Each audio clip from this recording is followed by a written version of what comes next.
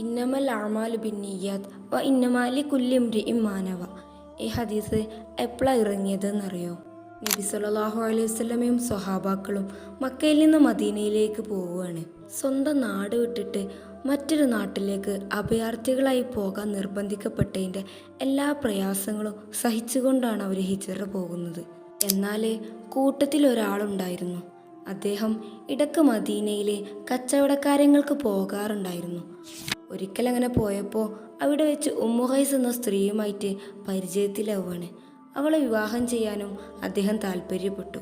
പക്ഷേ മക്കയിൽ നിന്ന് വിട്ട് മദീനയിൽ താമസിച്ചാലേ താൻ വിവാഹത്തിന് സമ്മതിക്കൂ എന്നതായിരുന്നു അവളുടെ നിലപാട്.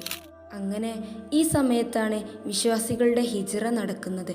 ദൈവപ്രീതി മാത്രം കാംക്ഷിച്ചുകൊണ്ട് പലായനം ചെയ്യുമ്പോൾ കൂട്ടത്തിൽ ഒരാൾക്ക് മാത്രം ചെറിയൊരാശ്വാസം.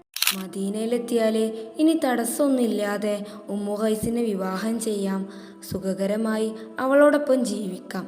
ഇതായിരുന്നു ഹിജ്റയ്ക്കിടയിലെ അദ്ദേഹത്തിൻ്റെ ലക്ഷ്യം. ഈ വിവരം അറിഞ്ഞപ്പോഴാണ് എല്ലാ കർമ്മങ്ങളും സ്വീകരിക്കുന്നത് നിയ്യത്ത് കൊണ്ടാണ് എന്ന് തുടങ്ങുന്ന ഹദീസ് നബിതങ്ങൾ പ്രഖ്യാപിക്കുന്നത്.